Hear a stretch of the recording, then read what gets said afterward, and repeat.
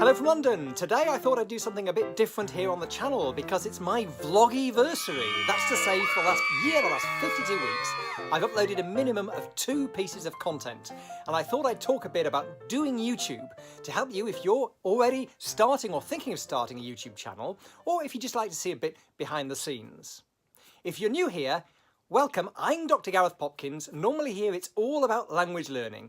Quick tips, in-depth exploration, reviews of language learning materials, vlogs from language learner events, my own language learning projects, and a bit of travel vlogging when I get on the road. You can get my free training webinars by following the link underneath this video. They'll help you if you're a new language learner and you want to get off to a flying start, or if you're already experienced but you want to take your learning up to the next level. So, as I say, the link is underneath. What about then doing YouTube? Well, this 1 year mark does seem as good a time as any to tell a bit about my experience with this platform. My channel actually started towards the end of 2014, so it's not just a year old, but it was a year ago that I really committed to a consistent production or publication schedule with the Tuesday and the Thursday slots. And what I've generally been doing is the quick tip on a Tuesday, and then an interview or a vlog from a language learner event, or a travel vlog, or something about methodology and materials in the slightly longer Thursday slot. So I want to talk a bit about scheduling. I want to talk about the equipment that I use to shoot and to edit, the different formats that I use, 1 or 2 tricks and things to be aware of with YouTube, and also, of course, to look a bit ahead as to what will be coming up soon on the channel, where we're going to go with it. So maybe first I'll talk a bit about my equipment. Now, I started actually by uploading short pieces of me practicing my languages to camera, and but I really started seriously with vlogging in 2015 in New York, and at that point I bought a Canon G7X. I'd gone over for the Polyglot conference and I'd been inspired by seeing other people vlogging from these events. I wanted to have a go myself. So I went to the famous B&H camera store in New York and I got this camera. It's what they call a prosumer camera. It's compact, but it's got the creative controls. You can adjust the shutter speed and the aperture, and also you can change the ISO and so on. But you can also shoot on automatic if you don't want to, if you don't want it to be too technical. It's got great quality of image, particularly in low light. It seems to create light, and it's generally very, very versatile. It's extremely compact. I like that because it makes you, I think, less self-conscious, as well as simply being easier to move around than if you've got some great large DSLR camera, which would give you far more creative control, but is a lot more conspicuous. So I've kept going with the G7X. The one drawback that it has is that it doesn't have a separate sound in or mic in socket. So you're reliant on the built-in mic. Now that camera has what I think they call an omnidirectional mic. So it picks up the sound from all around. This is great for one-to-one interviews because it will pick up you behind the camera as well as your subject in front of the camera. But if you're trying to shoot then in a busy foyer or a busy street, it can, all the ambient noise is going to come in as well, and it can pretty quickly become rather difficult to work with what you've shot. Partly for that reason, I have increasingly also been shooting on my iPhone X. That's what I'm shooting on today, actually. I can't show you the G7X because it's being repaired, but the iPhone X has been great, for example, when I'm shooting in a noisy cafe, doing a piece to camera, because it's got this unidirectional mic. So if you're where you're pointing the camera, that's basically the direction that the mic is picking up the sound. So that works a lot better. And those 2 pieces of equipment have done me well so far. I think when you're starting out, you want to avoid being the person with all the gear and no idea, you know, just buying equipment as a substitute for developing the channel, the relationship with the viewers, your own style, and so on. The next step for me, I think, with equipment would be, yes, to get a camera where I can get an external mic attached and have a bit more control in that sense. And also maybe to get some lighting equipment to use at home for these pieces to camera. So those are things I'm looking at the moment. But I'd say don't get hung up on equipment initially. Start with your phone or whatever camera you happen to have. When it comes to editing, I use Final Cut Pro, which you can buy as an app for your Mac. When you buy a Mac or an iPad, you will have iMovie for free on it, and I actually started off with iMovie. That's fine in the beginning. The other professional package, besides Final Cut Pro, which people often use, is Adobe Premiere. And both of those two have huge amounts of versatility. You can buy bolt-ons, which increase what you can do with them as well. So I think you can go really with either of those two. I've never used Premiere, but I would like to have a go on that at some point too if I get round to investing in it. And what they basically have is a timeline, and then you can drag your clips into the timeline and start to change the length of the clips, change the order, and manipulate them in various ways by, for example, doing color grading, changing the levels of the sound, adding music, and so on. One advantage actually of having a built-in mic is that the sound clips are attached to the video clips, and that makes editing a lot easier.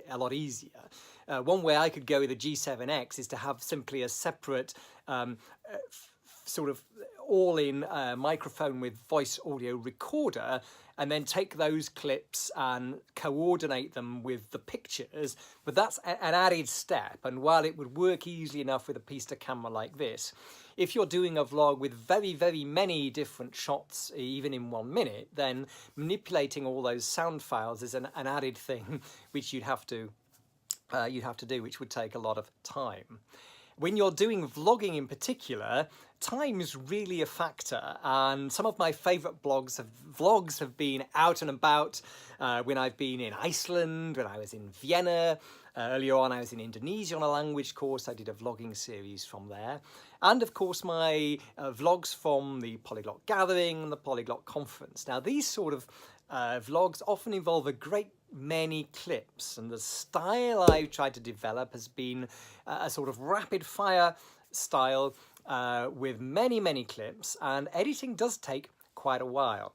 My inspiration has been really, you know, the sort of vloggers such as Casey Neistat, who has this style, rather than the more cinematic style of somebody like Peter McKinnon, a YouTube personality who's great and who I love.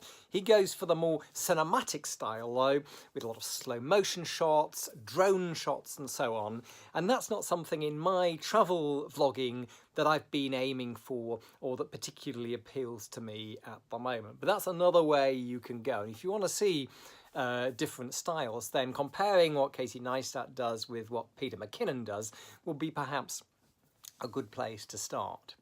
Whichever way you go with vlogging when you're out and about though, you pretty quickly realise that the editing does take a lot of time. I love sitting in front, firing up Final Cut Pro, getting the clips downloaded, getting them onto the timeline and starting the editing. I get in the zone, I don't realise that the time is passing. But the fact is, passing it is, and it can easily take an hour to edit a minute of video. So you can imagine a 6 or 7 minute video, before you know where you are, that's a day's work. And that has a cost. Obviously, it's something else you couldn't be doing, like, take a random example, you could be learning languages in that time, or whatever you're into. So that is something to think about if you're going down the vlogging route. Obviously, as you get better, you will get quicker to an extent, but I've done a lot of video editing, and that's the sort of pace that I'm finding at the moment. And I'm not doing much sound editing or color grading, which would be ways I could go to improve the quality of my vlogs, as many people more professional in approach would do. Another way I can, I think, improve the vlogs is to increase the storytelling element, and that's something I'm trying to work on.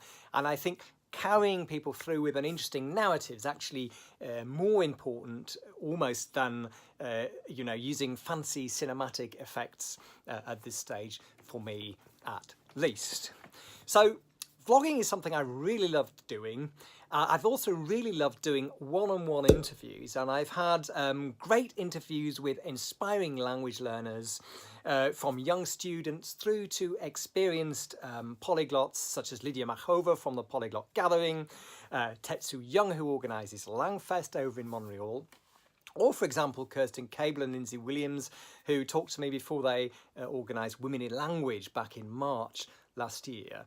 And this format, I think, is one that you have generally liked looking at the viewing figures, and I certainly would like to do more interviews with different inspiring language learners, teachers and experts going forward. So that's something to look out for in the Thursday slot. Looking forward a bit, I will be doing more updates on my own language learning as well. Now I've got my new Learn Japanese project up and running, so once a month at least I'll be doing a sort of diary update on that. I did something similar last August when I was giving a push to my Basque, and that was something I enjoyed doing and worked quite well. Obviously that's perhaps more of a you know, not interesting to everybody, a bit more niche, but it's still part of my language learning story, so it's something I want to reflect on the channel.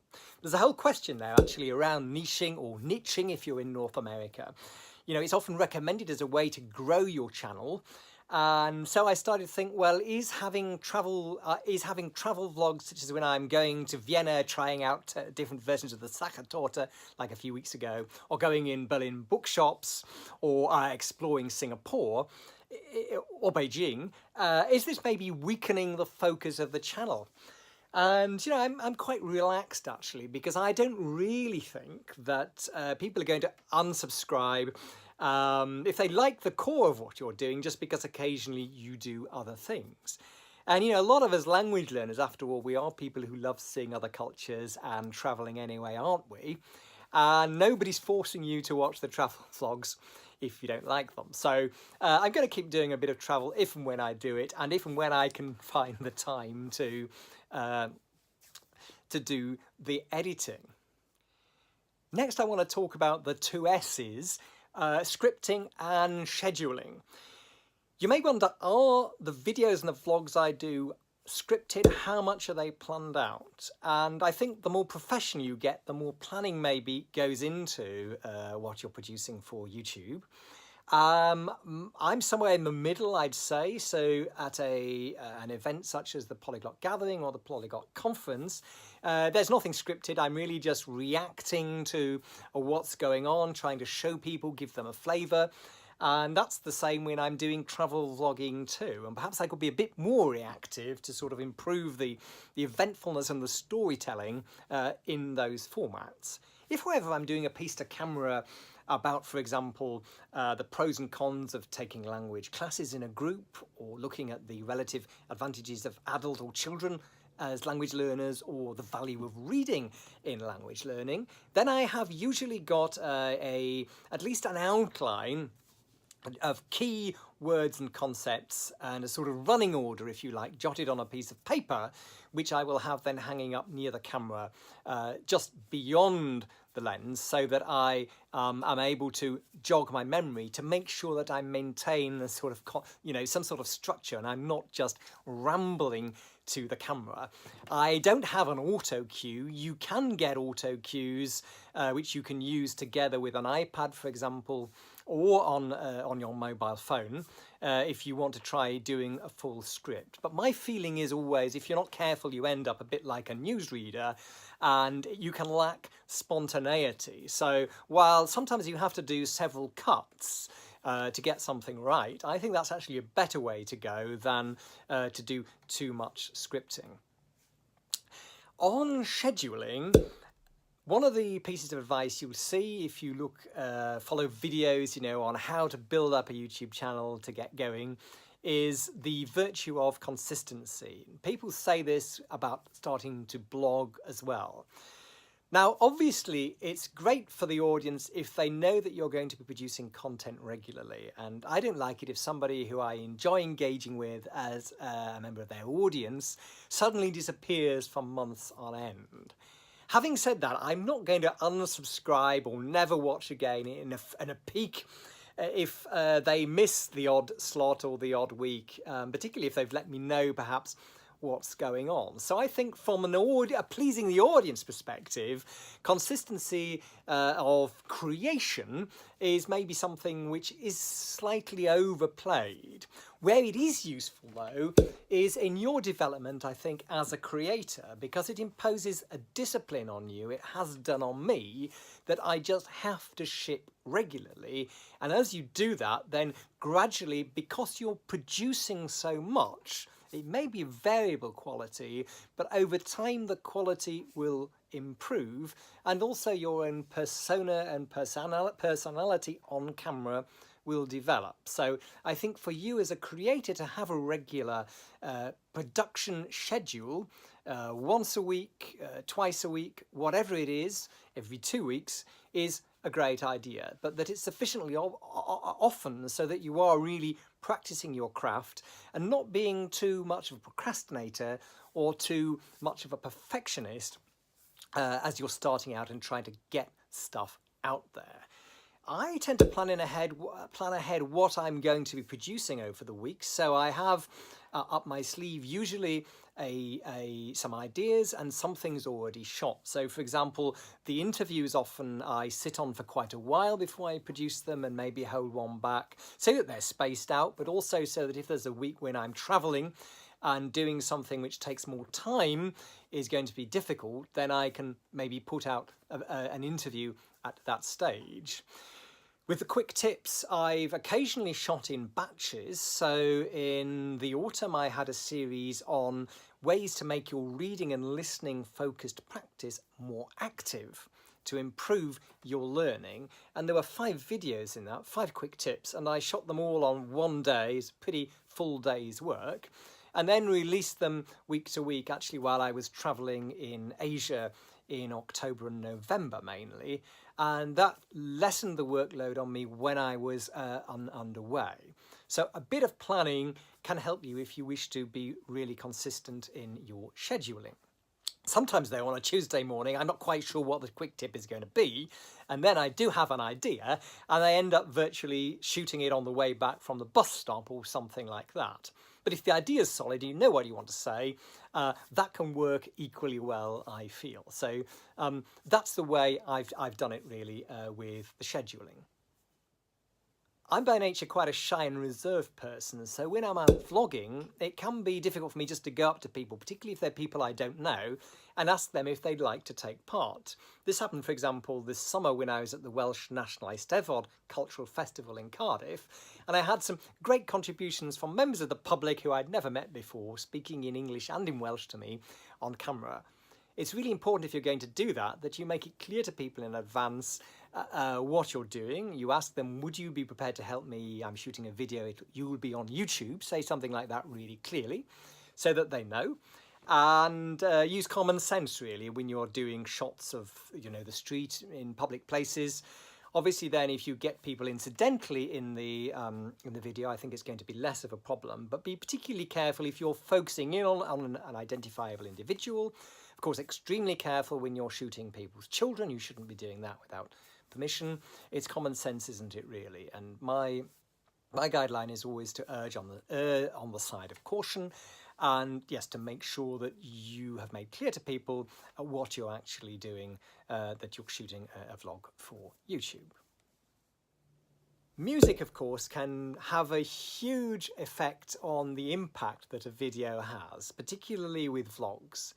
And one of the things that I'm learning at the moment is how to edit to the beat, which is easier said than done, but it's a great way to really produce a complete work, if you like, which gels much better than if the music is just slapped on underneath. And you could easily spend a huge amount of time thinking about the music to go with your videos, particularly with vlogs. And some of the very best travel vloggers, I think, do just that. So that's one way you can take things. I'm not actually a particularly musical person, but it's something I want to work on as well. And at some point I may join one of the subscription services which give you rights, sort of licensing rights then to use music, because I'm always very conscious of issues around copyright. I think it's because I'm a lawyer.